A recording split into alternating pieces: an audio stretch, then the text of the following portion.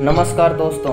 सनातन धर्म में चार धाम यात्रा को बहुत ही पवित्र और मोक्ष प्रदान बताया गया है। धर्म ग्रंथों के अनुसार जो लोग चार धाम के दर्शन करने में सफल होते हैं उनके न केवल इस जन्म के पाप नष्ट होते हैं बल्कि वे जीवन मृत्यु के बंधन से भी मुक्त हो जाते हैं। इस स्थान के बारे में यह भी कहा जाता है कि यह वही स्थान है जहाँ पृथ्वी और स्वर्ग एकाकार होते हैं।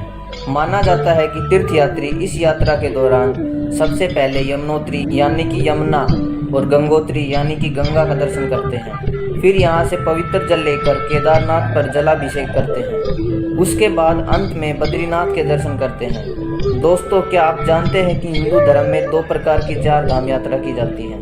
पहली में आते हैं बद्रीनाथ, केदारनाथ, गंगोत्री और यमुनोत्री। इस यात्रा को छोटी चार धाम यात्रा भी कहा जाता है। वहीं दूसरी यात्रा बद्रीनाथ, जगन्नाथ, रामेश्वरम और द्वारका की होती है। ये सभी पवित्र धाम देश के विभिन्न हिस्सों में मौजूद हैं, जिसके कारण इसे बड़ी चार धाम यात्रा भी कहा जाता है। आइए जानते हैं क्या है चार धाम यात्रा का महत्व और इससे जुड़ी कुछ रोचक बातें। धार्मिक मान्यताओं के अनुसार बद्रीनाथ धाम को सृष्टि का 8वां वैकुंठ भी कहा जाता है। यहाँ भगवान विष्णु 6 महीने विश्राम करने के लिए आते हैं। साथ ही केदारनाथ धाम में भगवान शंकर भी विश्राम करते हैं। केदारनाथ में 2 पर्वत हैं जिन्हें नर और नारायण नाम से भी जाना जाता है। यह भगवान विष्णु के 24 अवतारों में से एक है। माना यह भी जाता है कि केदारनाथ धाम के दर्शन के बाद ही बद्रीनाथ धाम के दर्शन किए जाते हैं। ऐसा करने से ही यात्रा का पूर्ण फल प्राप्त होता है। यह भी कहा गया है कि जो व्यक्ति एक बार भी बद्रीनाथ के दर्शन करता है उसे दोबारा गर्भ में नहीं जाना पड़ता।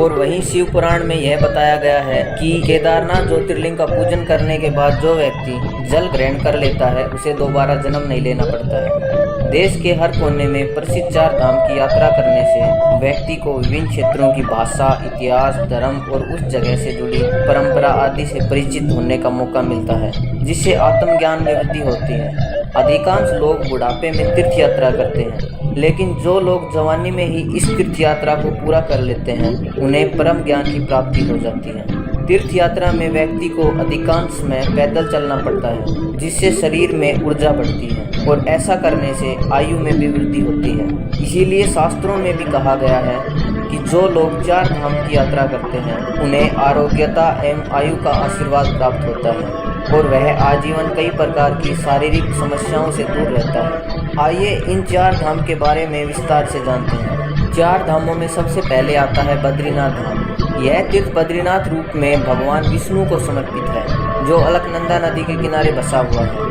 माना जाता है कि इसकी स्थापना मर्यादा पुरुषोत्तम श्री राम ने की थी। इस मंदिर में नर नारायण की पूजा होती है और अखंड दीप जलता है, जो कि अचल ज्ञान ज्योति का प्रतीक है। यहाँ पर श्रद्धालु तप्त कुंड में स्नान करते हैं। यहाँ पर वन तुलसी की माला, चने की कच्ची दाल, गिरी का गोला और मिश्री आदि का प्रसाद भी चढ़ाया जाता है। बद्रीनाथ मंदिर के कपाट अप्रैल के आखिरी या मई के शुरुआती दिनों में दर्शन के लिए खोले जाते हैं। लगभग 6 महीने तक पूजा के बाद नवंबर के दूसरे सप्ताह में कपाट फिर से बंद कर दिए जाते हैं। बद्रीनाथ के बारे में एक कहावत यह भी है कि जो आए बद्री वो न आए ओदरी। जो व्यक्ति बद्रीनाथ में एक बार दर्शन कर लेता है उसे दोबारा इस संसार में जन्म नहीं लेना पड़ता।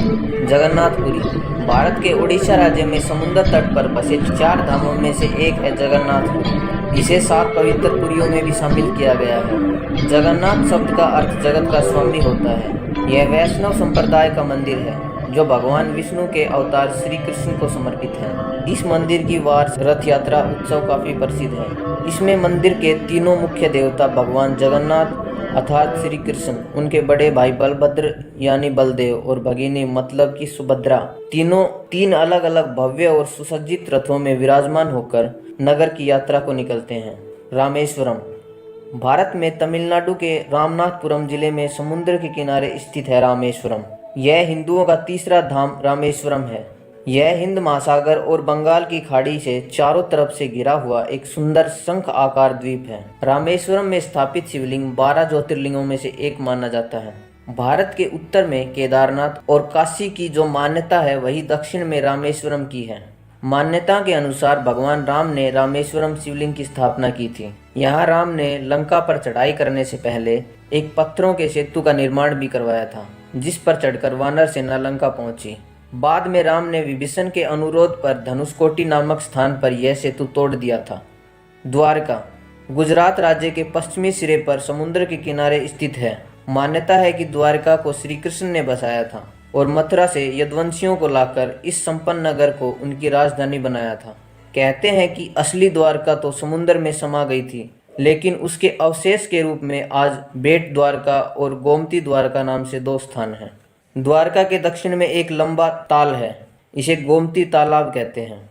इसके नाम पर ही द्वारका को गोमती द्वारका कहा जाता है। इनमें सरकारी घाट के पास एक कुंड है जिसका नाम निष्पाप कुंड है। इसमें गोमती का पानी भरा रहता है। चारों धाम के मार्ग में देश के सभी प्रमुख स्थल पड़ते हैं, जिससे उन सभी के दर्शन भी हो जाते हैं। तो दोस्तों, अगर आप इनके बारे में और अधिक जानकारी प्राप्त करना चाहते हैं तो हमें कमेंट करें और हमारे चैनल को सब्सक्राइब करें, क्योंकि हम बहुत जल्द आपके लिए ऐसी वीडियो लेकर आने वाले हैं जिससे आपको इनके बारे में और भी अधिक जानकारी प्राप्त होगी। धन्यवाद।